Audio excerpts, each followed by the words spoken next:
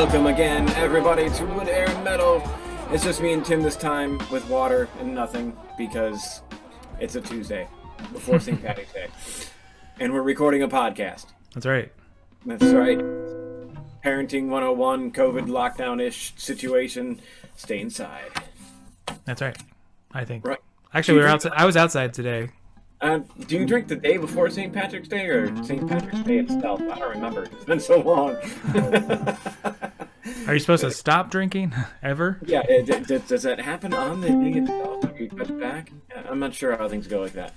Regardless of the drinking thing, we are back with the two of us going through wonderful new guitar topics. And I'm going to take the initiative on this one. Oh, man.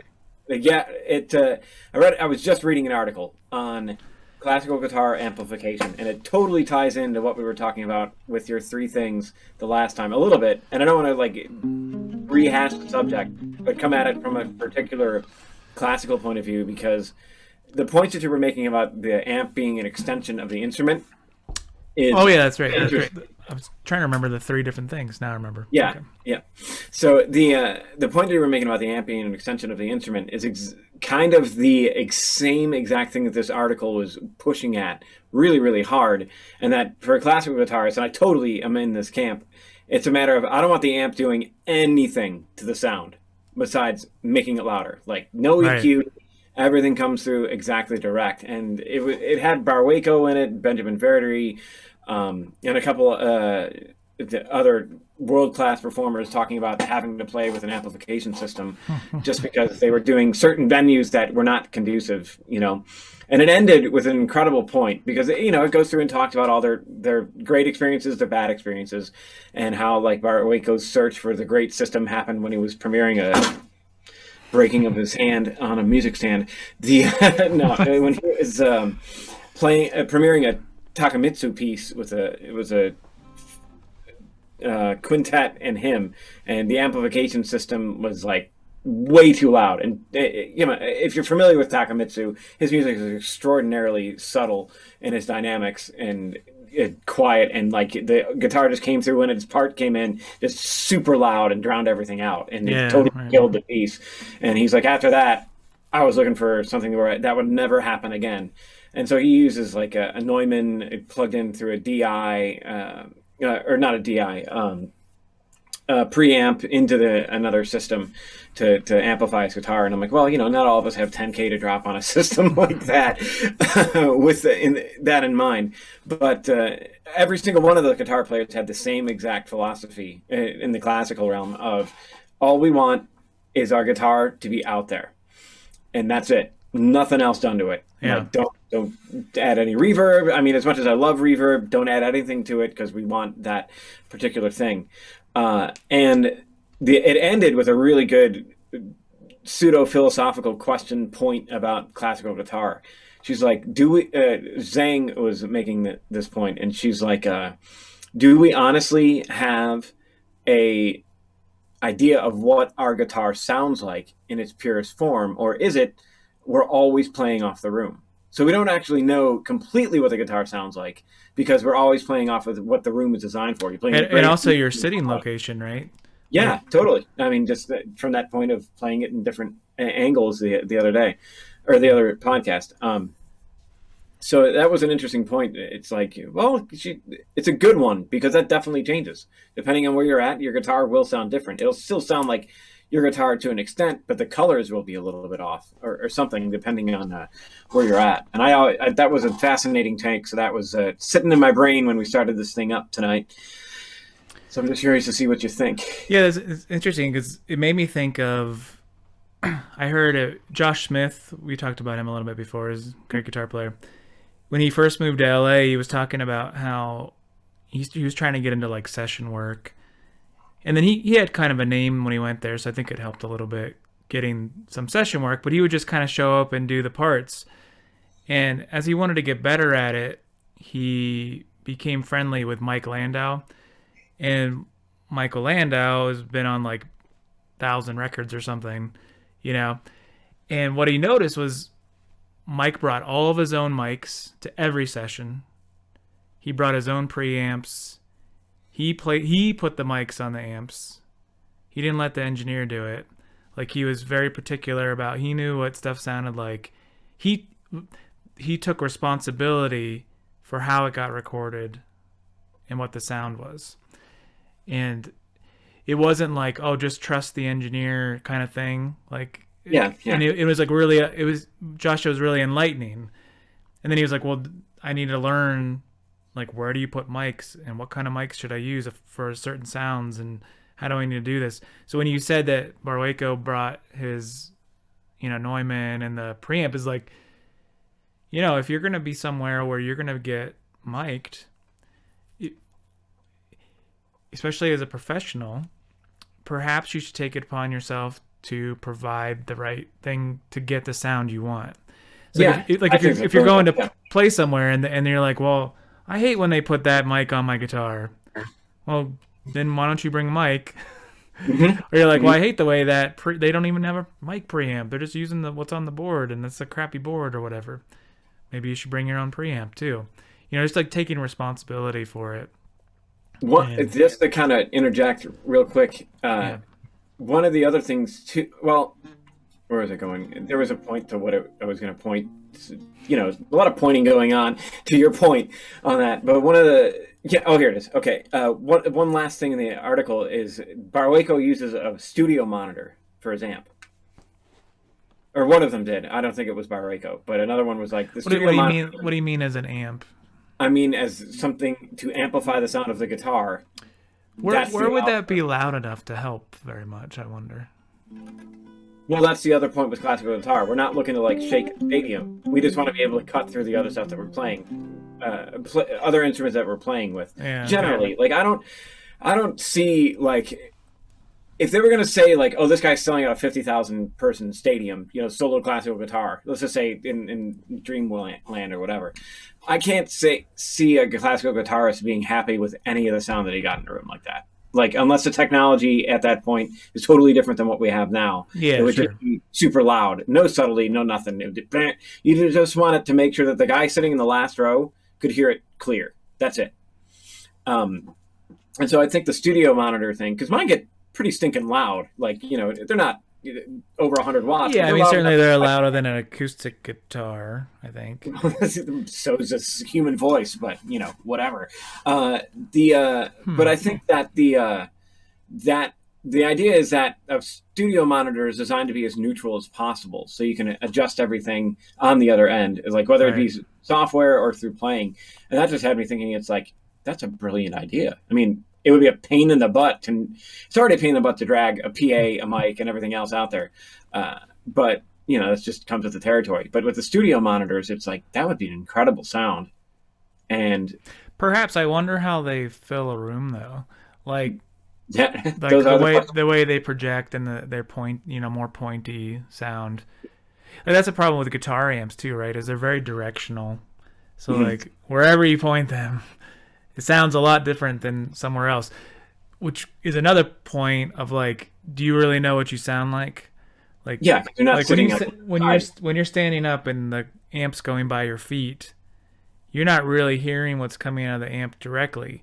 And if you set up your sound that way, which we all do, and you get to a sound that you like, well, more than likely, it's a lot brighter to somebody, if here's my amp. Somebody over there and like 20 feet away, it sounds really bright and it doesn't have that nice bass response and all those kind of things.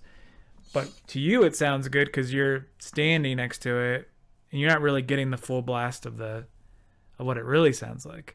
Mm-hmm. So then when you hear it through a mic, you might be like, man, that sounds like crap through the mic. But how do you know that that's not actually what you're doing, right? You have to actually walk away from your amp and try to hear it from a different point. And I think the same thing, I notice that a lot when I'm playing like more acoustic-y type instruments too. It's like you get this sound and you really like what it sounds like near you, and then you go to mic it and it doesn't sound like that. Yeah. And you put a mic here or something, you put a mic here, you're like, you can never get that sound that you hear that sounds so nice that you get, that you want to hear. Or even with the amp, I think I was telling you that, like, was that like a month or two ago? It was this guitar too, like where I was trying to get this sound, and I was really messing around with different mic placements and stuff, Yeah. Yep. just to I try to remember get that. the actual sound that I was hearing. Like, how do I capture that? Like, that's all I want to do. The simplest thing in the world is capture the sound that I'm hearing in the room, and it's not so easy, you know. But to like the Mike Lando thing or like Barwaco and other, it's like you bring your own. Like, once you figure out how to get to that thing, if you Hmm. go do a session somewhere, then it's up to you to tell the engineer that this is how you get that sound or whatever. Yeah, I had a gig lined up well, not pre-COVID. Well, yeah, pre-COVID-ish, and it was ready to go, and it ended up getting canceled like everything else. But one of the things that they asked is like, well, what type of mic do you want? Yeah, This is a pretty big space, and so on. And I'm like, you know what? I'm bringing my own. I got these Rode NT5s here. yeah, As long as you have phantom power, let's use these mics because I would suspect it would have been like something along an SM57 or maybe a little bit of higher quality, but still in that range. And you do want a unidirectional microphone in the live performance just for feedback issues. But the underlying thing of like, I really like the sound I get out of these. right. And Well, actually, you knew them too. It's kind of funny. Like, if they would have been like, "Well, I have two U87s," you might be tempted. yeah, You might be tempted to use them, but do you know how to use them? exactly. Like, That's you the might think, "Oh yeah, I'm going to use these," and then they're like, "Man, it doesn't really sound as good as my Rhodes." Yeah, And it's not because they couldn't sound as good, but you never had the chance to like spend 10 hours trying to figure out where exactly right. you want to put them and what mic preamp should you use and what kind of whatever this and that and to figure out the deal with them. Yeah, it's kind of interesting to think about. So Yeah. Anyways. So that was just on my mind. It's like, huh? no, Yeah, that's it's a topic applicable. It's continuing the last kind of thread that's of right. So conversation. go back to the other podcast if you didn't listen to it. Exactly. I don't know what episode that was at. 4? I think it was 4. Well, I think it was the last one, pretty much. Maybe it was the last one. It's like That was the three types of, basically, just to summarize what that was there's sort of, seems to me there might be three different types of amp users, and we all might take different roles depending on a gig too, or whatever, or a band or whatever. But there's the sort of what Adam was talking about, that type 1, I think it was, which was all you really want is it just to be louder thing. You don't want to change it all. You don't want to get that. Then there's people that use an amp as an extension of their instrument. Like, it's just as important as the guitar. Like, they're using it. They want the feedback and the way that it reacts to certain notes, and they're trying to keep it at certain points where it's like using it to get the sound that they need. It's almost like, I don't know, the bell of a saxophone or something. Like, it might as well be part of the instrument. And without that, they're not really playing. And then there's the third type, which I would say is more like people that they use a lot of different sounds and effects and stuff, and that's part of what they're projecting. And it's less about the amp itself, even though they might like the sound of it. They're not. Mhm. It could be a lot of different things. But anyway, those are the three types. Anyways, Learn so more later. you refer to podcast episode 5. The other thing, let's just keep going through my list of ideas Right. of topics that we start texting and go, oh, maybe perhaps let's save it for the podcast. And that's right. hard. That You're takes like, a lot of stop discipline. talking to me. Yeah. He said, stop talking Shut about up. it. I have so many ideas. You keep your mouth shut. This is good material. So let's dive into the since we mentioned studio musicians earlier when you were talking about Josh Smith and Lando, studio playing and artistic variety, like the idea of playing in a studio. What is the goal with that? What happens to you potentially as an artist, and where you kind of do you break molds? Do you fall into a mold because you're getting paid for it? That's a big particular thing. Or do you just have your own voice? At what point? Like, do you start out doing exactly what they want, and as you get your reputation, do you start to expand that? Where do you? How are those things going? Because I've done. I'll just speak to my own experience. I've done studio sessions, and generally it goes particularly with the classical guitar. So usually the part's completely written out, everything is just exactly as it should be, and you go in and you do it, and that's it. And it's like the last thing that I worked on, particularly for a game, was that was more of an online thing. So I had my own setup, so I knew exactly what sound I was going to get and what I wanted. And I sat literally in that chair over there with the mics. And the cool thing with Studio One is having the remote. So I had my Surface there that I used to remote control the recording and just do another take. And it's because once I sit, that's it. I'm not moving until it's done, just to make sure that it all sounds the same. And we ended up doing it over I did like a rough takes, sent it to him. He's like, okay, what about this, and this, and this? I'm like, you know what?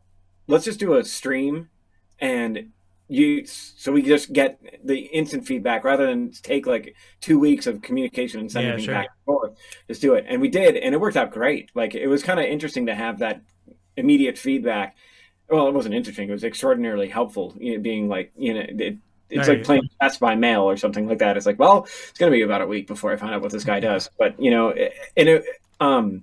so there's that aspect of it. And then there's another one that I did where I played for Helen Wells. I did an arrangement of the Christmas song, Chestnuts Roasting on an Open Fire, that thing. But I took Bach's first cello suite and use that as the motive through the entire piece, like reharmonize it and everything, but it kept that booba dee da dee da dee da going. Yeah, right. If I can even remember, what is it? There it is. That's where I did it in that particular song. It's been a long time since I played it.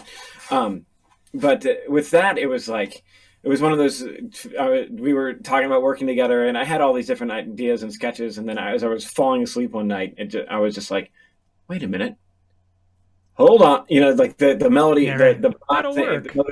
And I'm like, I wonder if that'll work. So I sat down because it was singer specific, and I didn't want to capo it. So I was like, let's just see if it'll fit in the key, and I'll just do like the first like 5 bars and see if that works. And I ended up staying up for like hours going through the entire thing. And I sent it to her, or we sat down together and I played it for her, and she started singing. She's like, this is great. Let's do it. Okay, done. And that was for a live performance. And about a year later, she wanted to record it, and that is pulled out the sheet music, worked it back up again, and went in. It sits pretty well. So with my situations being specialized, quote unquote, to that aspect, I'm always doing what somebody else has written. Of course, for one other quick take on something of another tune that I was working with a guy in Florida online again now, where it was like he was working on a track and we were working on he was doing all of the arranging stuff, and it was great watching him work because he's absolutely like one of those guys with a DAW is not something separate from him. It's just completely just flying through it like it's another instrument, and that was cool. And like he sent me the track, and I'm like, oh, dude, I totally hear this guitar part over at Steel String Lies. Hang on a second. And like I recorded and I sent it back to him. I don't know if he's going to officially use it or not, but it sounded really cool. And so that was like more of a creative aspect than me. But that was like the one time. Or no, there was the sessions with Seth Loran as well. That was all just me doing stuff. So there. I'd say 2 were more of on the creative aspect of my own voice, and the rest of them were completely classical, outside of the thing with Helen where it was classical-ish.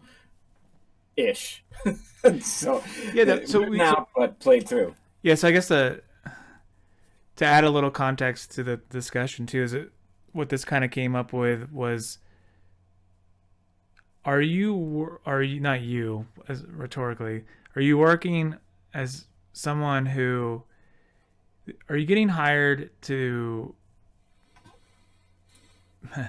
be someone else, so to speak, like to play a part, or are you working on your career in a way that, a career or whatever, your artistic journey, that you're creating your own voice, and that when people hire you or put you in their groups, it's to be you? And it's kind of an interesting sort of take, because there's obviously a lot of people in either camp. And we were even talking about, you were like, well, obviously I'm in the classical world, so I'm just being the copier. And my take on that was actually like, well, I don't know if that's true, because you're doing your it's your interpretation of those pieces. It's Adam Keeler's interpretation that people hire, right? Yeah. They're not saying, "Hey, do the Christopher Parkenine version of this Bach piece, and then do the Julian Bream version of this piece, and or whatever." Hmm. And they're saying, "Hey, well, yeah, we come do your thing," basically, which is Hmm. different than a lot of the like studio work, um, and a lot of the just sideman gig sort of stuff. I think isn't that how it came up? It came up. There's that movie, Hired Hired. Gun. Yeah. Yeah, where like for the most part, then the people that are working there, they're there to play a role, um, and for the most part, not bring their spiel to it. Like almost Mhm. becoming like overly generic in a sense, so that they don't stick out in front of the lead performer. There's plenty of hired gun people that wasn't true. When Yeah, of course. Steve Vai played for Whitesnake, it sounds like Steve Vai played for Whitesnake.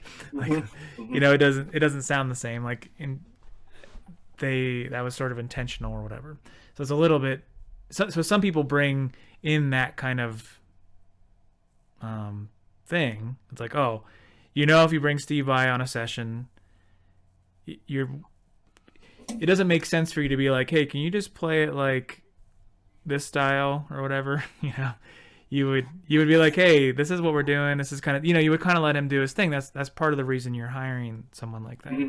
I Um, actually saw a session of his. He recorded the soundtrack to Halo 2, yeah, the game, and they brought him in, and like it's a funny video because it's like 15 minutes or something like that. It's not a super long thing, and seeing what he did in the session, like he started out and he did this crazy feedback thing with the yeah, whammy bar and dives, and then he does this absolutely insane, if Steve Vai could be Steve Vai, this is Steve Vai, thing yeah, over yeah. top of it, and it's just insane shredding, and the guys in the room are kind of like chuckling because he's just being him.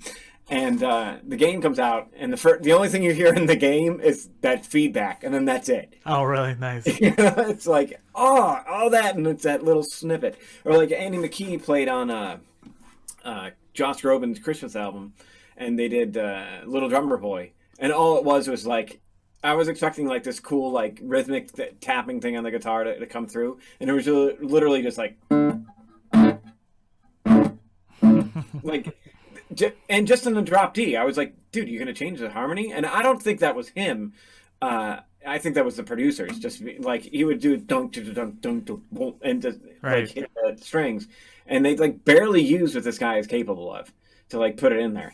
And I get it. Makes It's makes you wonder. Well, I don't know what his fee was, and if it was any more than the standard rate or whatever. But he it's probably took like, notes on it and everything else like the but way it's that like, why would you pay the extra for that if all you were gonna do was, take that particular thing. that's Yeah. that's the thing. Like with like Satriani always is annoying. It's like you get this great band and then you're like, nope, you can't play. Yeah. Like, To an I extent, want, I want you to sound like the MIDI thing I made in 1983. You know? Yeah, I mean, it's like I had the old Satch tapes. Is that what it's called? That was no, that was from what the hell was that album? The Extremist, and then the other one where it's just Joe Satriani. Like I Yeah, had his VHS tape. Really dating myself on that one. That he came out of all his like sessions of it, and him working on the right. album, and like hearing what the guys were coming up with, I was like, that is freaking cool. Like Nathan East on bass, and I can't remember the dude on rhythm guitar, and or the drummer. I think it was maybe Mike Mangini, but I think I'm just that's the On name. which album? The self-titled one? Yeah, the bluesy Wasn't one. that Dennis Chambers or someone on there? I think Maybe, probably. I mean, that one actually has killer backtrack like throughout. Like yes, he and I kind of let agree. the band actually play.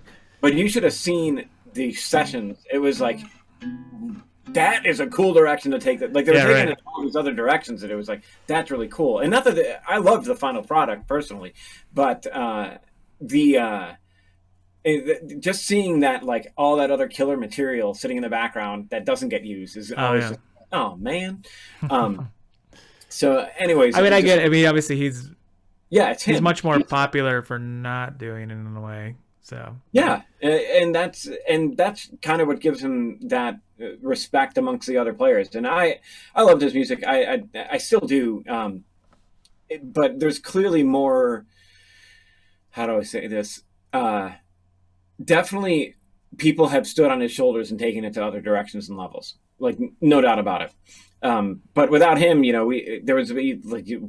was him and Eric Johnson when I was younger that were the instrumental guys on the radio. Like that, Sure. like had the instrumental songs, like surfing or Summer Song was huge. I mean, an instrumental electric guitar song. It Yeah, was all right. over the place. They It had was on that the radio. They had that commercial. And stuff, yeah, the car commercial. I can't remember what it's for.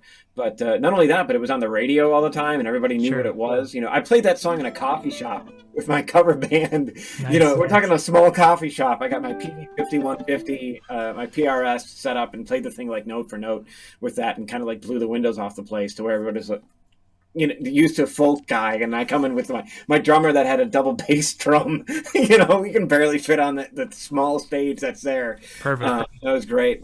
It was a good time. But anyways, and so he's got his specific voice that people want to hear, and clearly they're paying for it. So he's going to be the ultimate call. And you know, I guess it's a type of album that maybe will push things out to let the other players do their thing. Like I think on a jazz album, everybody's got their own space. Even though the composer or the lead guitarist or whatever has the head written and directs it, there's Right. still a lot of room in that direction for the people to take it, and that's what they're paying for. They're not paying for like, I just want somebody to play these notes. They're like, yeah, this cat can handle this and handle the notes, so I'm gonna do that. And this is my own thinking on it. I haven't been in a jazz session for obvious reasons. So that's how I think things function there. But in the other sessions, it's more of I have my own particular voice that I'm going for, and I want things to fit what I hear in my head, and that's kind of it. You can come up with a cool idea, but that'll always be weighed against my ultimate vision of things. Yeah, I guess. I mean, certainly I'm coming from a jazz background, but I grew up playing in bands. Like, I mean, I started a band. We were like 11, 10. We could barely. I don't even know if we could play power chords. Like we were. That's how. And we started making music, and like we would make music as a band, and it was like this creative process where it might take you 6 months to write a song, a simple song, but it's like it was such a collective effort. Everyone's personality somehow ends up in it. And I think at the end you end up with a better product because of it. Or like, you come up with like a riff and you bring it to the band, and then the band turns it into a song. And now you've got this thing. And it's like that. I always loved that experience. And that was all this rock, whatever music, like alternative rock, punk, whatever. And it's always like that's been a huge disappointment for me in general in the more professional music world. Is it's very, very difficult to get that professional musicians to even do that. One, you can't afford the rehearsal time. Yeah, that's the first thing. But it's like, man, you do such a disservice, or not a disservice, but it never gets to its potential because people are just reading charts. And as good as I may or may not be at writing music out on a piece of paper for a saxophone player to play, that saxophone player, if they were to bring their own like flavor to it and be like, oh, did you ever think about trying this, or let's do this? I see what you're kind of going for there, but it would be cool if I went like this instead. And you'd be like, oh yeah, I'm always like, that would be awesome. You should do that. But no one does that. They just read it. And you're like, well, I'm not perfect. I don't think anyone is at writing all these pieces and parts. No, probably ever. And people can hate me that are like Bach fans or Wagner or whatever. I was just gonna say you're forgetting about Bach, but continue. Yeah. Jerk. Yeah. Yeah, he Bach already knew all the instruments that were going to come and destroy his music over the next 300 years that were never even invented when he was alive. But sorry, I'm going to take it right here. There was a comic strip where it had this guy with a solo saxophone, and it has him going like, this is an arrangement of Bach's first cello suite for saxophone. And the next picture is you just hear, no! Like it's written over the whole thing, and then it just like follows it across the earth to the burial place of Bach. It's like it's coming from his grave. Oh, total music nerd humor on that one, but that was absolutely hysterical. Anyways, No, for sure. Then that's also an interesting point about a lot of the, I'm gonna say, the earlier classical composers, pre 1950 in particular, in that a lot of even just becoming a composer meant learning all the instruments. mm-hmm. Like Oh yeah, there's all kinds of stories of Mozart playing piano and cello and violin and whatever other, like he knew you have to get like somewhat intimate with those instruments to even have any clue how to write for them. And while I've played some saxophone and while I've played some, actually I have saxophone, I have clarinet, I have flute, and I could fake a non-musician out a little bit on them, but I'm not, not very apt on them. But at least I know a little bit, and that does help with writing for it. But do I know like extended techniques and all these kind of things, and do I understand where good places to get breath are, which notes stick out better than other notes, and which, or even how to tell a horn player how to do those things? Like that's a lot of study, and like even if you kind of know how to play the instrument, you may or may not know how to do those things. So I guess my point to all that is, when you can bring in a song or bring in an idea for a song with great musicians, they're going to add stuff to it that's going to make it better than you could have ever done. And that's been my experience every single time. Like, never have I been like, I wish you would just play my drum part that I put in the drum machine, Like, but you do have Paul, so but I do feel like that's what Satriani does. Like, it's like, well, that's what I put in the drum machine, so that's what you're gonna play, a little bit. And it's like, man, well, I still love you. Keep going. But it's like, well, and I think he knows that. I don't think he would. I don't think he would disagree. He would say, I want control over that. And I did see an interview somewhere recently where he said that he was relinquishing some of that control because he's like, I have Mike Keneally and all these guys in my band. Like, well, like I started thinking, like, why am I telling them exactly what to play? Like, they could just come up with it themselves and it would be fine. And it's like, it'd probably be better. And it's like, yeah, it would be better probably. I'm just a fanboy of Satch, that's all. So yeah, no, it's an interesting. So then there's that too. It's like, well, I just wanted it to be simple. You're telling me, okay, well, you could bring Mike Mangini in and tell him to play a simple drum beat, and he will. It's not like he's gonna be like, no, I'm not. I'm gonna do this crazy fill instead. And you're like, but I don't want that. You're assuming that you're hiring people that you appreciate what they bring to music. You would trust their taste, I would think. You would trust them to come up with parts. This is ignoring the whole, like, well, we only have 2 days in the studio, so yeah, that's all that's all the record company gave us was 2 days. So that's a whole another problem. But it's like, you'd like to think that you would want those personalities to come out. Sorry to keep going here, but it reminds me of the Devin Townsend Empath album. He has 3 different drummers on there. Yeah, I saw that. And he let them do their thing. Like, you can tell that he had a composer's vision of what they should sound, like what he wanted certain things to happen. But those 3 different drummers really do sound quite a bit different. And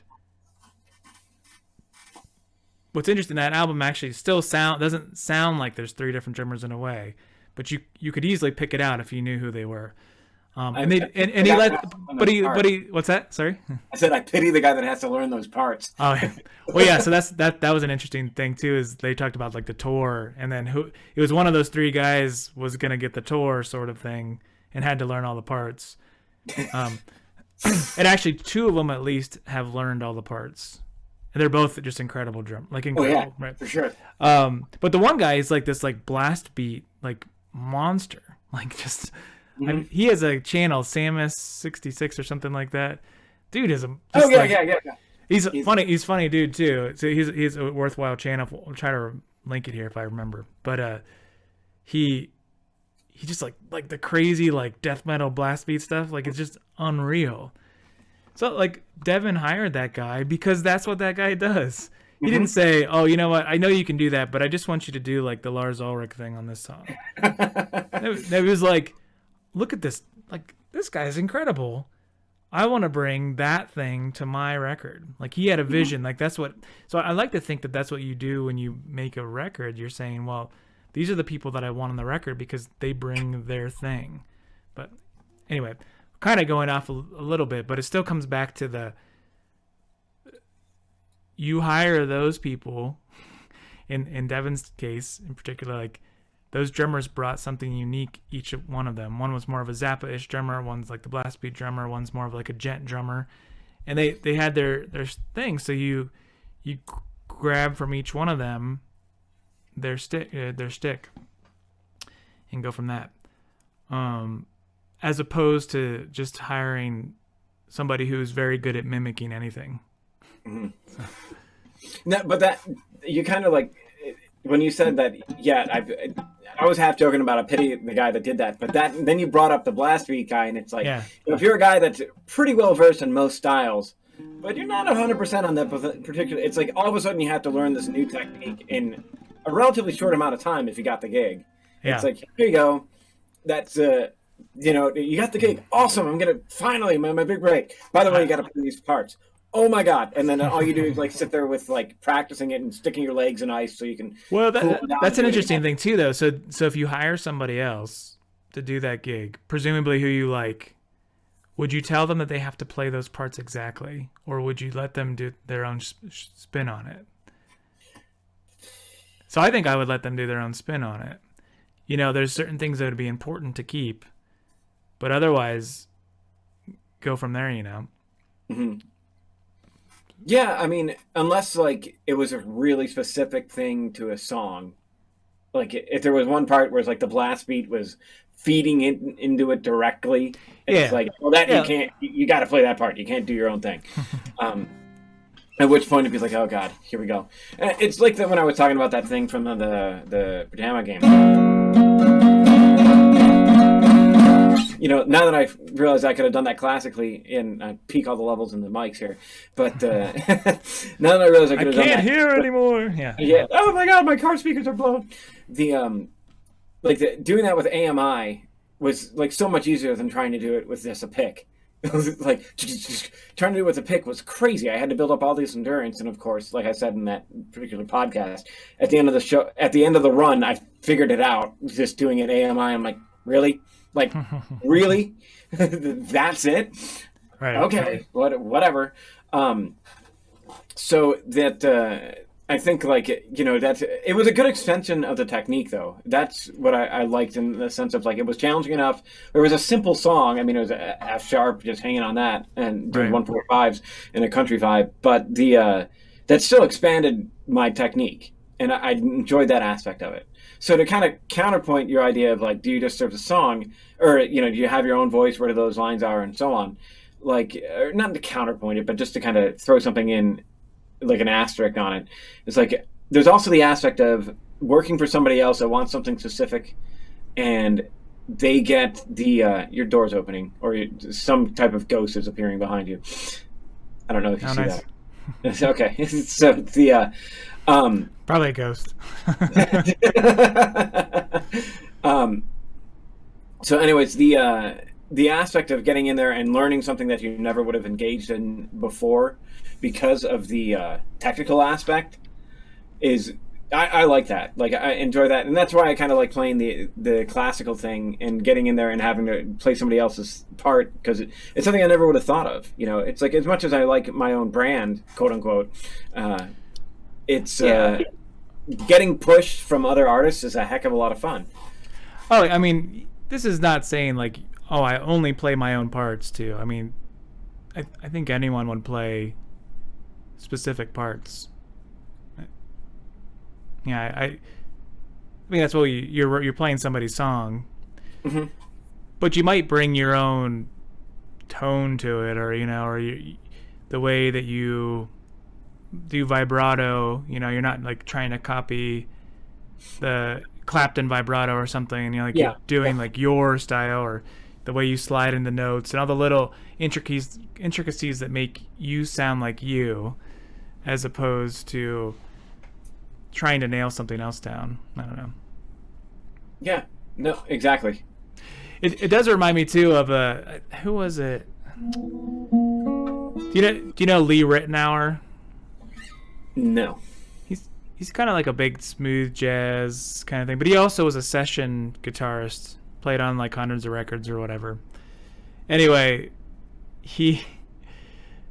there was an article, I remember it was in a guitar magazine or whatever, and Barbra Streisand's people contacted him to do a tour, and he was like, "Oh, I don't really want to do Barbra Streisand tour."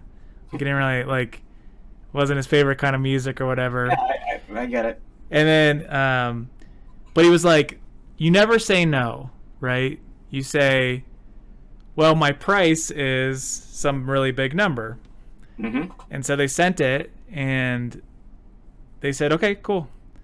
And then he's like, "So I did the tour, and I enjoyed every moment of it."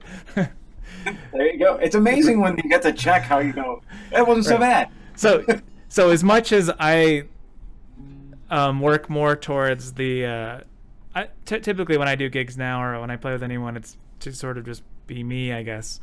But I would happily, I do have a price for the gig where I would try to sound like anybody you want. So Exactly. I mean, that's just basic economics. I don't think anybody gets. It's like when some students are like, well, I don't think I sound like anybody else. I'm like, well, that's a really crappy frame of reference. To be blunt, I mean, like, isn't that a good thing? No, I think it's a terrible thing. Like, personally, to not sound like anybody else. No. Let me define it, and then it'll make sense. If you're advertising something, and you say this is completely different than anybody else. Oh yeah. You're never gonna get somebody that's even like remotely gonna be that interested. You're talking about when you want to book your band. Yes, exactly. And they're like, who do you sound like? Well, we're original. Nobody sounds like us. Yeah, right. It's the typical rookie pompous mistake with that. You run into a lot of rookies. Doesn't mean that they're bad. It just means that they're doing the simple mistakes like that. Yeah. And so it's like I see that and I'm just like, oh, come on. It's like you do sound like somebody else. You have the influences as part of you. That's just life. Unless you were raised in a box with an instrument that was hopefully in tune. I mean, what are you going to do? Come out of there with an instrument that's wildly out of tune, creating this new thing? I don't think it would go too far. Who knows? I could be wrong. You never know. It's well, if you're going to say you sound like nobody else, first off, you better not be playing guitar or saxophone or like any instrument that we know of. So if you invented your own instrument in some sort of way, and everyone in the group did, and you invented your own amplification system, or whatever. Yeah. Like perhaps you do sound like somebody else. But yeah, if you're a rock band with two guitars, bass drums, two singers, or whatever. Yeah. You probably sound like somebody. Prove the point there. But with the studio playing, like what we were driving at the beginning, it's like when you get with that, and I mean this is from our limited experience, and then you got the guys that are the pro studio players like Tim Pierce. I don't know his YouTube channel, and his stuff is really tasty. His licks are great, man. Really cool stuff. He knows how to service awesomely. I mean, clearly you don't get a callback if you're this like out of the box player on a typical rock tune. That's like what we're going for. This is a pop thing. Just kind of like do it. But he's done. He might be the ultimate. And it's not in a negative way. I would never be able to know if he played on something. Mm-hmm. I would never be like, oh, that's definitely Tim Pierce. Perhaps if I was like a student of like studio guitarist, I might be able to notice the little things. Well, it's like, did you know he did the slide guitar for what's that Goo Goo Dolls song? The number one thing, Iris, that huge song way back in. He did all the lead guitar work on that, which is like, oh, yeah, I know. He's an amazing guitar player. So many sounds. That was a thing that happened. Like you have a band, and then you pay somebody else to come in and play guitar for you. Oh yeah.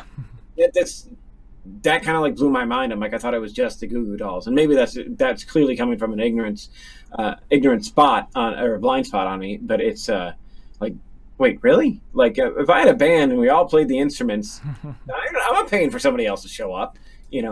You Uh, hear that if you ever listen to like Rick Beato talks about those kind of things. oh, okay. He had that one band that he produced, or like they were under his management or something, and they got signed by who's the big record company guy? What's his name? Like the ultimate. Anyway, I don't know. I'm totally They- blanking. Like the biggest name in record companies ever. Clive Davis. Clive Davis's label, whatever. You know Clive Okay. Davis, right? No? Probably, but He's like the big cigar smoking, like we're gonna make you a star kind of person, yeah. But anyway, he signed like every big band ever, and he signed this band, and they had a great singer, and they had a cello and all that stuff, and of course they assigned this producer to do it, and Rick wasn't gonna produce it, and they really liked the girl, and they basically were like trying to get rid of the band to fill it in with the studio people, and like the real band didn't actually play on it or whatever. It's like this whole mess. Like, so they signed the band because they all loved it, and they had all these different record labels all wanting to do it. And when they got it, they assigned somebody to do it, and then they like tore the band apart to put out a record that some producer said, "Oh, we're gonna do my song. We're gonna do these songs or whatever instead." which happens pretty common. Yeah, You know, it's like all the time that I've stuff. band that have been signed and just gotten literally used for a tax write-off. Like in the sense of like you're signed, great recording. We're just going to spend the money on you so we can. And this other guy's got the spotlight. We're just using you as a write-off. Oh yeah. So, or whatever. I knew, like when I lived in New York City, I got to meet a lot of people who had signed major label deals and were still in debt. Yeah, I mean it was Because the bands got disbanded or whatever, and like Yep. they got advances, and some of the people in the band, well, everybody used the money, and then they didn't They even did. put an album out. Which is crazy, but that's part of the business. I mean, it gets dirty. I mean, it still is dirty. That's part of it. You're always gonna. You got guys that are really good. Like I would put Beato into that category, and then you got scumbags that are just there to kind of take to use the term, take the corporate part of it, and that's it. Yeah. Yeah, It's funny, like you said, though, like why didn't they not use the people in the band? that's what you've heard the whole time. So why wouldn't you just use that? And who knows? Maybe it's like the lead guy or whatever his name was like, man, I really hear a slide guitar part on this, but I can't play slide, and nobody else could. To the level where they really thought it was effective. So it's like, well, let's call this guy in. He's got some good ideas. Like I can see that maybe happening. Maybe. I'm betting it was more like the producer was like, this needs some slide on here. I know the guy. I'm going to call him up right now. Don't worry. We'll put it on your advance. But again, maybe another part of that too is that it was for a soundtrack and not their own material. Maybe. I don't know. That they're paid to write a tune for City of Angels. Which I mean, I remember the movie and the tune, but I never saw the movie, but I remember the song, and that's why they were like a little bit more. It wasn't like the Goo Goo Dolls as the Goo Goo Dolls, and this is the Goo Goo Dolls album. It was a one-off single for a movie. And who knows what was going to happen with it? So I mean, it was a great tune, in the sense of very memorable and everything else. But I don't remember it, but. I I probably remember it if I heard it, but I don't remember the name of it. And that was one of the ones that is in it. One of the weirdest tunings. It was like all B's and then a D on the high string, or maybe it was the other way around. A B in the lowest string and everything else was D. Either way, it was a crazy altered tuning. So I was talking to somebody the other day about. It was kind of like, what are albums that you're supposed to like but you don't like, and then it kind of got into like what bands are you supposed to like but you don't like. And I think I saw this on your Facebook page. Are we talking Radiohead?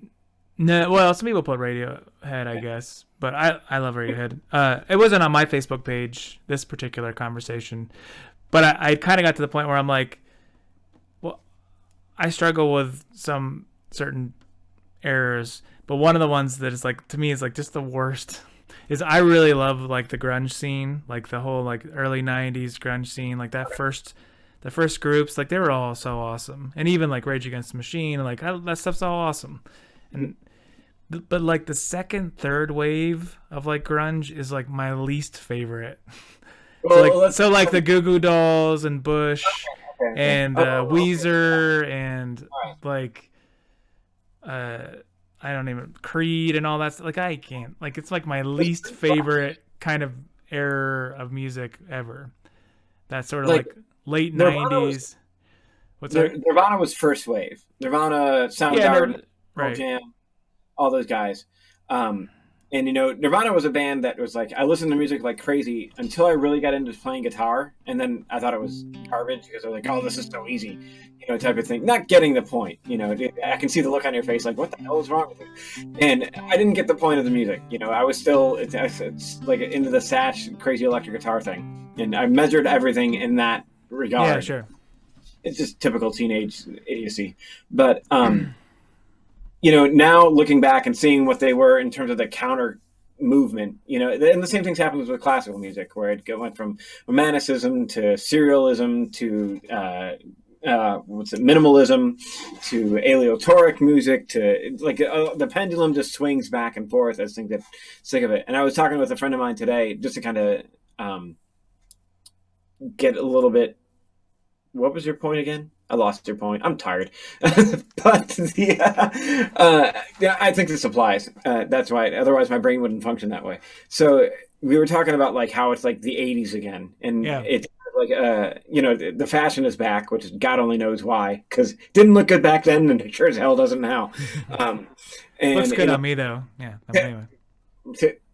you're wearing like grunge stuff. Like we're both in sweaters. Yeah, but So, I have tight pants on. Don't worry. oh, you got the ends rolled up, Yeah. to There's flip over. holes in them, and like yeah, my butt's hanging out. Yeah. So I got the chef pants on, my two bass or whatever. Oh wait, no, Um, I'm sorry. I just have biker shorts on. Those haven't come back yet, so there's still time. well, let's hope that the Cold War or whatever it ends us all before that happens. Protect us from the biking pants. All right, sorry. No, Continue. but like and I was remarking that in music, it's like guitar has kind of flourished with a second renaissance of crazy technique and extended stuff. Whereas it was the '80s, and then the counterculture or the counter movement of the grunge, where guitar went from crazy flashy leads and all this eclectic work to you know now we're demonetized, and then into this simpler in the sense of it wasn't stupid, but it was definitely a counter push on the elaborate hair metal shreds fests. And then it went into the 2000 where almost guitar kind of disappeared, like it wasn't the central thing anymore. It's completely And disappeared now. see, I would say on the radio, yes and no, but like in pop, yeah, totally. Like it's almost completely Yeah, gone. I mean, for a while there, I mean, Nirvana was just as popular as Whitney Houston. Yeah, Right. exactly. So who's playing guitar right now that's as popular as Katy Perry and Taylor Swift? Well, Taylor Swift's playing guitar, but I mean, like, where's the guitar band that's as popular Like a as rock band type of there's thing. nothing even close. Not even in like the Band stratosphere. Taylor, just Taylor or something. I don't know.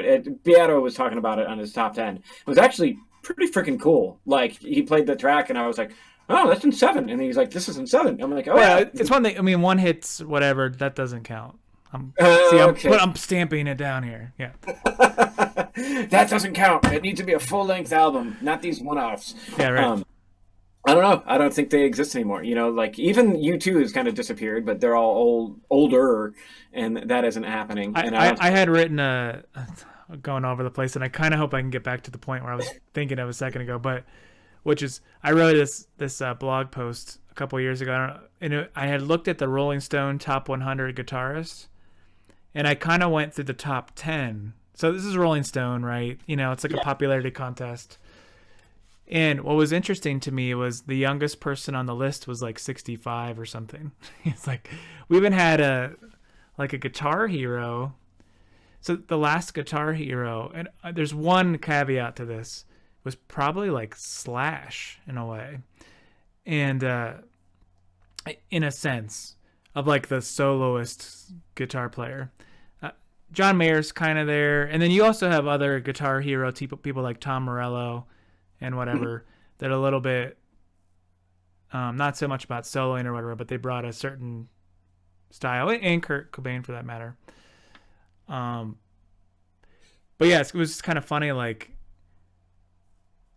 But on that list, Eddie Van Halen was the youngest person on the list.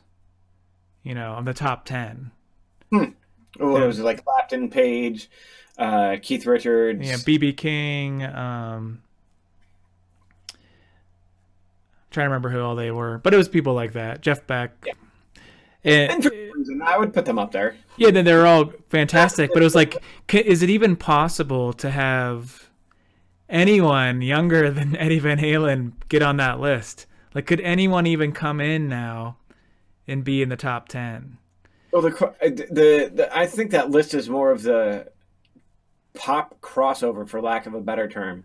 Like, all those guys played in big bands that played non-guitar. As much as it was guitar specific, it's not like, Animals as Leaders now, where it's just, you're clearly listening that for guitar only as a guitar player. Like, you can like the music, but most of the guys that listen to that music play guitar or drums, or some, they're an instrumentalist, and they have the instrumentalist mind to it.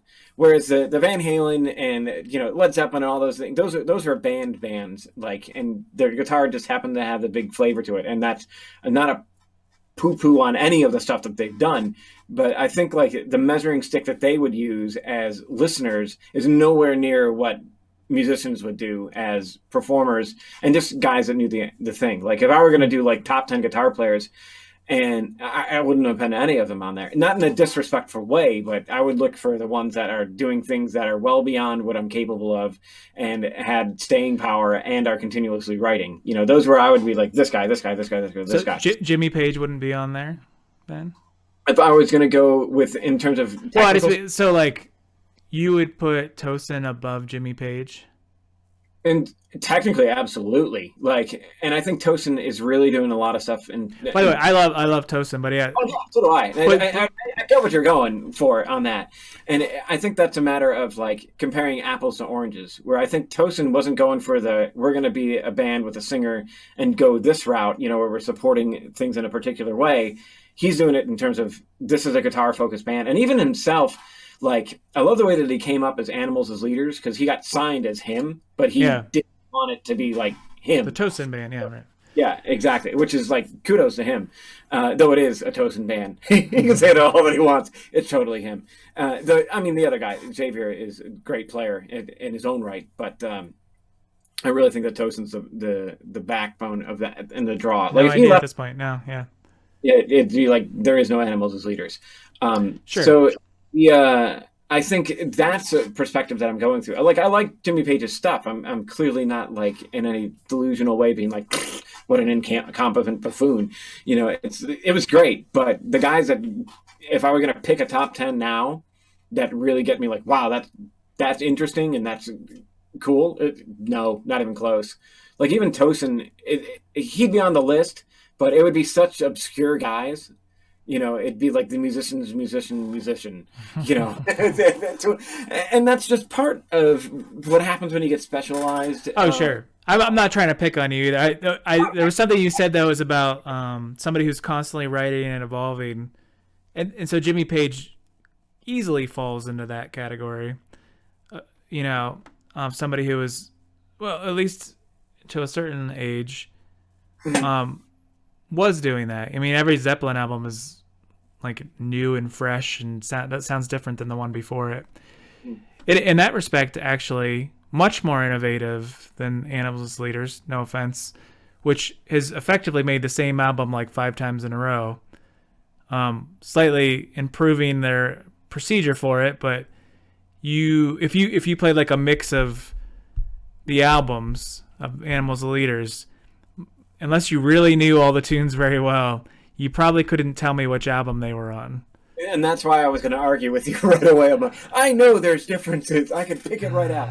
I think in the Zeppelin one, you'd be like, oh, that's clearly later Zeppelin. That's clearly earlier Zeppelin.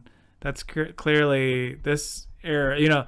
Like there's a lot of growth in that band. over 10 years. I mean, the first album doesn't sound anything like the last album. So it's kind of interesting. Some bands can get away with that. Also, on that topic, I thought that was about the bands you should like and you don't. It's kind of like you mentioned Radiohead. There's not that many bands that actually do that actually evolve that much. Like Radiohead, I think, is one of them. Yeah, absolutely. The Beatles were, Led Zeppelin were. It gets a lot harder for me after that list to name bands that really do evolve a lot over time and don't sort of repeat the same flavor over and over again. I would say U2 to an extent, because like everything before, you can easily demark before Octung Baby, after Octung Baby, because that was a radical departure. Like, it was shocking to myself, because I like loved them, and then that came out. I was like, "What is this? It's not even on the same." And kudos to them. You know, at the time I was offended. It's true. There's that sort of like like the '90s stuff. Definitely doesn't sound like Joshua Tree. Yeah, not even close. And then the latest stuff is kind of a throwback and a mixture of both, which I think is kind of cool. Yeah, no. So I think they would fall into that category. But yeah, I mean, the list is not very long. Yeah, we were also talking like Tool, like the new Tool album, which I can appreciate, and I know there's some new stuff, and I'm gonna get some slack if certain people I know listen to this, but it's like I feel like they knew they were doing the Tool brand on the new album. It's like it was like, I can't remember how long was it between records, 15 years or something. It's like 13, something like that. It's like you didn't listen to anything new, like nothing of your style changed or evolved like in that 10, 15 years, like nothing, like you didn't listen to anything new that you like filtered into your playing. That's a good, I mean, in one sense, I think Maynard, like I'm on a first name basis with the dude, but you know, he has so many different projects where they're all, he seems to compartmentalize them. Yeah. Yes, exactly, and that's what I would be like. You know, in his shoes, he was just clearly, I'm speaking off the top of my head here, or blowing a trumpet out my butt, one of the two. But the point is the brown note. no, I'm kidding. The point is that he definitely has his flavors set and specific towards one thing, and like he probably would be like, no, we're doing a Tool thing, and this has got to be this particular way. We can't not break the mold, but we can't evolve to a certain extent. It's got to be something that's a throwback.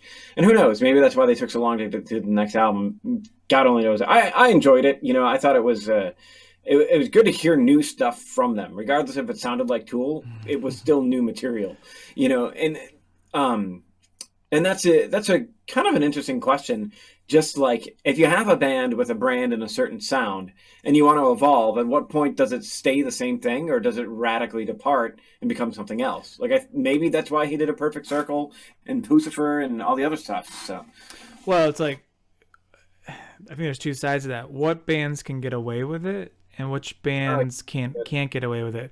Because I think there's probably a lot of bands that were once something, but then they made the fresh new album that was different, and it didn't sell, and then it just, the band fell apart and they never evolved beyond that.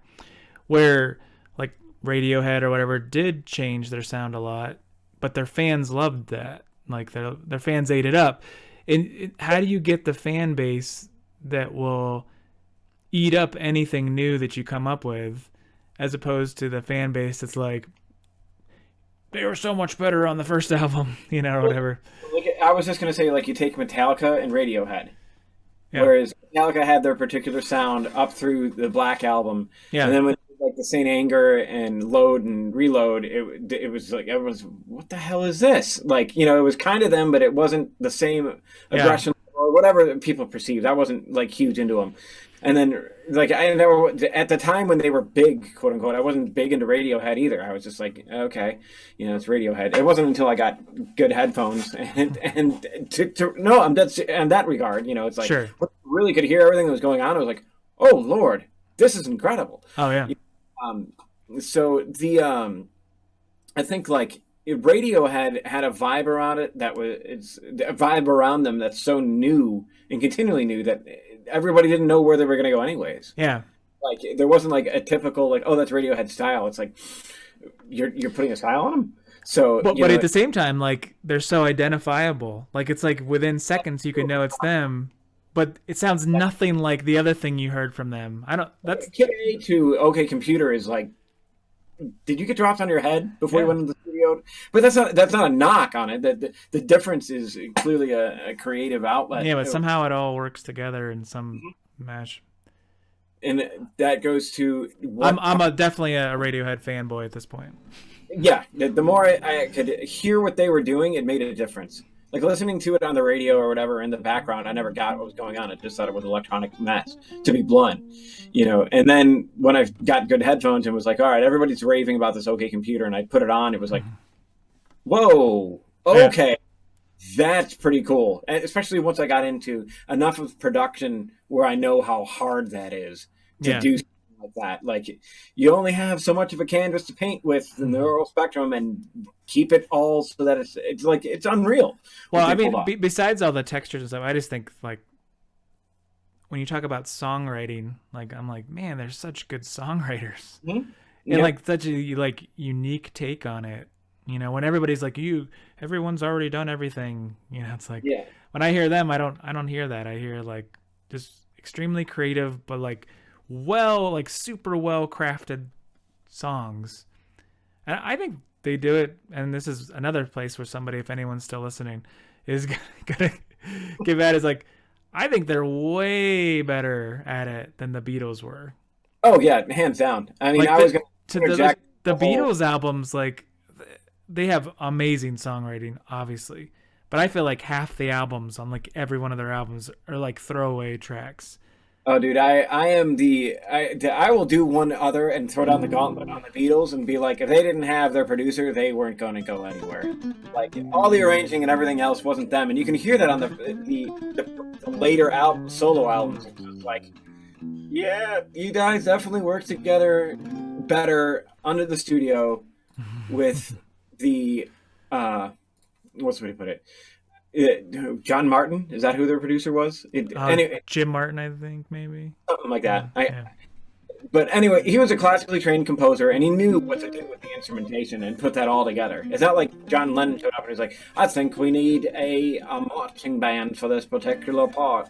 I think it was like him that did most of the work on that regard. I mean, they did the same thing that the Goo Goo Dolls kind of interject and tie those together, is he would just sneak in other musicians to play the parts for him. It's like, Ringo wasn't getting it. Okay, why don't you go take a lunch for an hour and a half? Calls up a jazz drummer, come in and nail this. Boom, chink, and then Ringo comes back and they play it back for him, and it's like, oh yeah, that sounds pretty good. Yeah, see? I sounded great on that take, yeah. Yeah, exactly. So that's where I'm kind of at with the Beatles. I mean, my total take on the Beatles is I just think they're the British version of NSYNC for the 1960s. Oh man, that's not okay. So maybe this will get us some comments. That's clearly not true.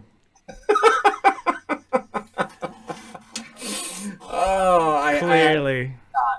Do you ever since we're just all over the place, but kind of in the same line, are you familiar with Pet Sounds, the Beach Boys album? Yeah. Yep. You're like the backstory behind it and stuff too? No, I just know I've heard of Pet Sounds. So the Beach Boys, right, which we all know, because every time you go to a water park or something, that's the music that plays, or anytime you show a beach or something, play Beach Boys. But there's an album called Pet Sounds, which is like a masterpiece. It's amazing. It's an amazing album. That's definitely a headphone album, like mind-boggling headphone album. And you're gonna say, oh, it's the Beach Boys. Like that's not true. So here's the deal with Pet Sounds. No, in that regard, the reputation of that album totally precedes it. That's why I know. Oh yeah. Okay. So here's the deal with that album is so Brian Wilson was kind of the brains behind the Beach Boys a little bit. He's kind of like a music savant. Mm-hmm. He hated touring. Like he wouldn't tour. Like he didn't want to be on the bus. It like drove him crazy. And he had like, I think he was really into drugs and just like whatever. So the band would go tour and he would stay home. Like they would hire somebody else to do his parts or whatever. And so during one of their tours, and I'm hoping I'm getting this story right, so don't shoot the messenger, but it's fun for me to think of it this way, so don't ruin my story. But anyway, Brian starts working on Pet Sounds, and it's like his like pet art project, you know. But he's, you know, it's the Beach Boys, like they're pretty famous at this point. This is, you know, after all the Surfing USA stuff or whatever, so they have some money and some clout, and they hire everything out. Like he hires all these musicians to play on it, like he. And it's all to tape too. Like this is tape before they could do multi-tracking, right? So they would record it, and like unless you re-record that same part, once you record it, you're bouncing more stuff on top of it, and you can't go back and fix that cello part. You know, so it's like when you start thinking about like the logistics of this thing. Yeah. And there's so many layers on this record, and like. It's just like an arranging masterpiece. It's really unbelievable album, and like none of the other Beach Boys are on it at all. It's all Brian and all these studio musicians that he hired to play all these parts. And you know, it's funny. It's funny and sad. Is like it's really a cool album. It really is. And it's also what like inspired a lot of like the later Beatles records. Like they heard that and they were like, whoa. Like this is a crazy, and you know some songs off of like God Only Knows, you hear that in movies all the time, which is a great song. And anyway, so he made this album. The record company hated it, I guess, and they weren't even gonna release it, because it didn't sound like the Beach Boys, like it didn't sound like Surfing USA and all that crap, right? Like it was like actually like real songs and like it's. Pretty weird album sometimes too, and there's like thick harmonies and all these like it's just a really impressively made album, and it sounds fantastic. So, and he actually started working before they told him they weren't going to put that out. They weren't going to even put it out. He started working on a next album, and so they finally do put Pet Sounds out. I don't remember if the reception was good or not when it first came out. I think it wasn't till the Beatles were like, we really love Pet Sounds, that it started to get some love. But otherwise it was like, what's this crap they're putting out, you know? But anyway, so Brian Wilson wrote another album called Smile, same way, none of the other Beach Boys on it. He did it all, hired studio musicians, and somewhere the record company is like, we are absolutely not putting that out, and you're never allowed to put that out. And then Brian basically went into like a deep depression and stopped writing, like pretty much forever. So what's that? So a few years ago, yeah, they released Smile, and a lot of some of the songs are done, but a lot of them are just like little sketches, and it's awesome. It's really, it's the same vibe as Pet Sounds, and so he actually did a tour too. That's right. With Jeff Beck did it with him. Yeah. So he kind of came back, but I don't know that he ever really wrote after that. It's really like kind of sad. I mean, did he ever do the song? I think it was the Bare Naked Ladies did the song "Lying in Bed" just like Brian Wilson did. Oh, I don't know if I heard that. Yeah, that's part of that late '90s thing that I really couldn't stand. stand. The Canadian band Bare Naked Ladies, you know, if I had $1 million, guy. But, that's where I was making the connection with Brian Wilson, mainly because of that song. So you know, it wasn't all bad. You could at least make it Brian Wilson with that. That's right. There you go. There's a plus there. The I'll have to check that out. I'll do this. I will listen to Pet Sounds. I will throw on these particular headphones, sit in my listening chair over there, and just and I want you to think about the fact that this is all tape. This is like tape. This is before this is like the first real like super multi-track thing before multi-tracking. Like they might have been able to do like 2 stereo tracks or something, you know, that kind of thing, but they couldn't. One right and then but I think the original one is actually in mono, so I'm not totally sure if that's true. So I think it might have all just been bounced and layered on top of each other. Like they'd record on one tape, record on the other tape, and like this whole thing. It's crazy. It's crazy that it even worked. I found out, by the way, since we're going down this road, Mr. Bungle's California, they did it the same way. Like specifically. And that is an awesome, that's, if I had to pick one album, like my favorite album probably ever is probably that album. And it's the same way. It's like you listen to that album in your headphones. It's like how they pulled that off. And then you hear the stories from the guys in the band, like they like almost killed each other. It was so horrible. Like dealing with the tape. And I think they even could multi-track because they use like a multi-track tape, but they did record to tape. So they couldn't go back and fix stuff after like so many layers. And, especially in today's like modern way where we can just fix anything anytime and change it. Yeah. It was and to think about how arranged those albums are, it's just a mind-boggling to me when I listen to them. But no, and that's the nice. You have to wonder if the tools and capabilities that we have now are limiting the aspects of what we do.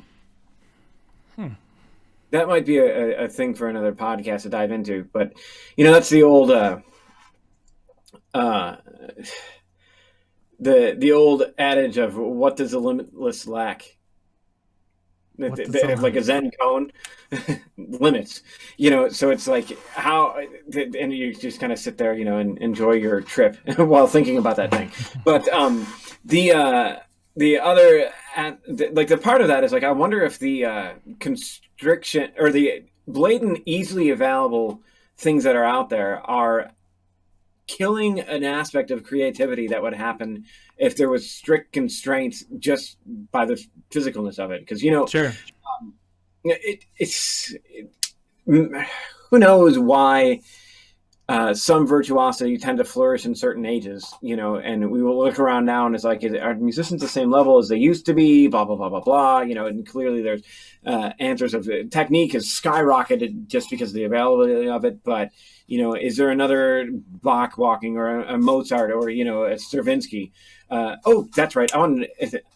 Tacking back on your familiarity with instruments on the composers, I believe this was Stravinsky. He wrote something, I think it was part of the Rite of Spring, and violinists were looking at the score and were like, how the hell do you play this? Like, and he's like, sure.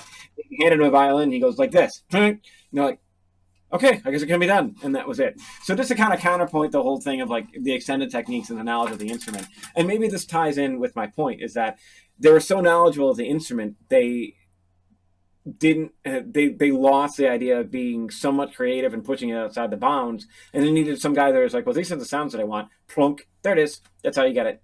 And pushing it in a new direction because he knew just enough technique to be dangerous. Sure. In that regard, who knows? Maybe that's part of it. Maybe that's part of the growth of things is that we get so specified and technical on it, and then all of a sudden you need somebody that's not as technical, but therefore not as restrained because they know what can and quote unquote can't be done. It just goes, oh, like this. And you're like, well, no. So, and that's that. All right. So the question is, which one of the Pet sounds do I want to get? The 50th anniversary, the remastered? I'd love to hear it in stereo, but that's me. Yeah, I'm not sure on that front. I'll just grab the original and go from there.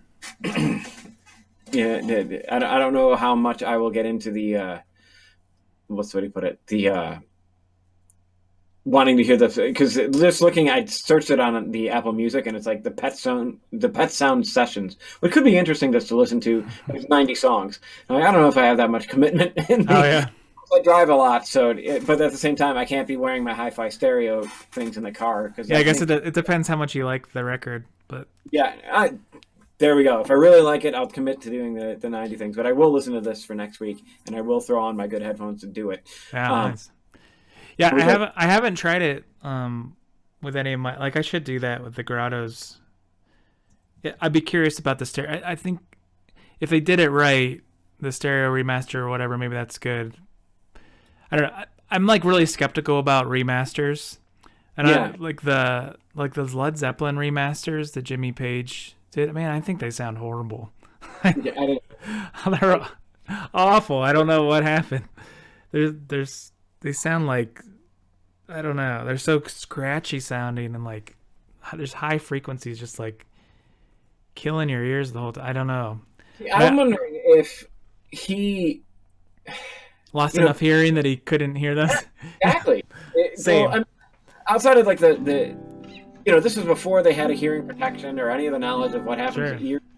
He's touring and recording. It's like, oh, the guy's ears were probably sensitive to some things, but otherwise it's like, totally shot to hell. Yeah, that's got to be.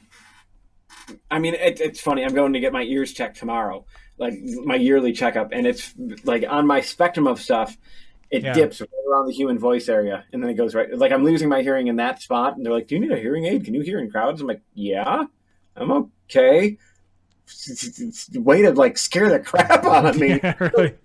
It's just like, oh my god, and you're like, "Oh, you'll probably need hearing aids at some point." And I'm like, maybe, but at You're the like, I'm same time. not gonna come back if you keep treating me like this. Yeah, exactly.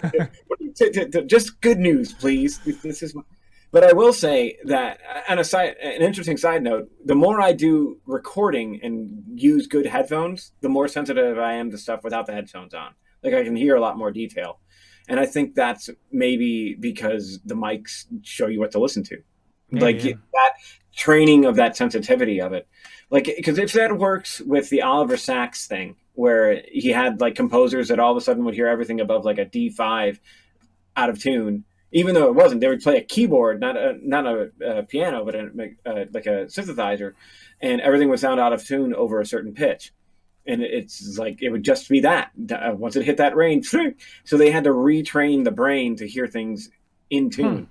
And that Musicophilia was a book, great book, very, very interesting, because it was all about stuff like that and how the brain and music and the ears, and it's not necessarily just the ear itself, but it's how it's connected to the brain and what that tells us what we're hearing. So Right. like Rick Beato talking about losing his perfect pitch, where he now he needs a reference tone to be able to hear around it, because otherwise it's just gone because of age. So not that his ears are damaged to an extent, though there's probably some. You don't work in music and not have that happen. The counterpoint is it's just the circuitry is misfiring or something. Yeah, we're going on a little long maybe, but that reminds me, like in our house, in your house, it's funny. Certainly, I've had the most hearing loss in certain frequencies, I'm sure, because of just being in bands and like loud Yeah. guitars and whatever. But because I'm like a trained listener, Hmm. like I can hear things in the house that no one else hears. Hmm. Do you have that experience at home? Like Yep. it's kind of like sometimes I'm like, why? How come I hear that and you guys can't hear that? Like you can't center in on that thing happening. But I also get the reverse a lot too. They're like, "Why don't you hear that?" And I'm like, "Hear what?" So it's like, oh yeah, I guess that makes sense. Yeah, there's certain range, yeah, right, that you're probably screwed in, I guess. Yeah, I'll find out more tomorrow. Go to the class, go from there. But yeah, and it's interesting. I'm curious to see. Maybe I'll do a deep dive and see what like they're coming out with medically for hearing loss, because the cochlear implants have been like huge and an incredible development. It's awesome, but they're also like in terms of hearing sensitivity, they're only to like 3,000 hertz, and then that's it. Yeah. So pianos, they've had recordings where they've played pianos and recorded the sound that you get through the cochlear, and it sounds awful. Like it's distorted, it's really, really muddy, and because they were like, well, why don't they appreciate music now that they can hear? And it's like the human voice is great, but that also sits right on the 3K spot, anyways. So that was the big like, huh. And so there's literally a guy that has cochlear implants that is trying to become no, I think he's training to become a pianist, not like classical concert thing, but Yeah. just to be able to be competent on it to an extent to see if he can break that thing with the brain and the ear with the cochlear and get it going. So he likes that to torture himself. one of the two, off time in purgatory. Ah! So This is the worst. oh God, I hate my life. So why did you give me this hearing? The dark sense of humor on that one. Yeah. That being said, they are being able to get more and more of a sonic range, like a spectral range with that. It's getting better and better and getting higher and higher up there. But I got a feeling that, in order to hear like the human ear, they're going to need the equivalent of a Neumann on the side of your head. Seriously, to get that much range, and then you got the power supply, the engineering aspects of it have got to be tremendous to overcome, because it can't be hearing... a hearing helmet or whatever, and I might be one of those guys wearing one, so it's kind of a gallows humor on that. But the the whole point is that the tech aspect of it is still advancing, and I'm always curious to see like what they're doing to get things to what's normal. Because now that I've known them to have this damage, I'm like, I wonder what normal sounds like. Oh, sure. It's like with glasses, you can get that perspective. You put the glasses on, you can see. And you're assuming that that's what everybody else sees clearly. But with hearing, louder doesn't mean the same. Yeah, no doubt. So I'm just like, I wonder if that really will make a difference. If I could pull that range up, and not just because I've tried to do it with a graphic EQ and stuff like that to see what the difference is, and it just ends up sounding really muddy in the middle. It's like it just sounds really muddy. It doesn't sound any better. So that'll be interesting to see later on what they do. Who knows? Cool. I think we're tapping out. Maybe we can back a little bit to get rid of the dark humor. That's all good. Yeah, exactly. But yeah, cool.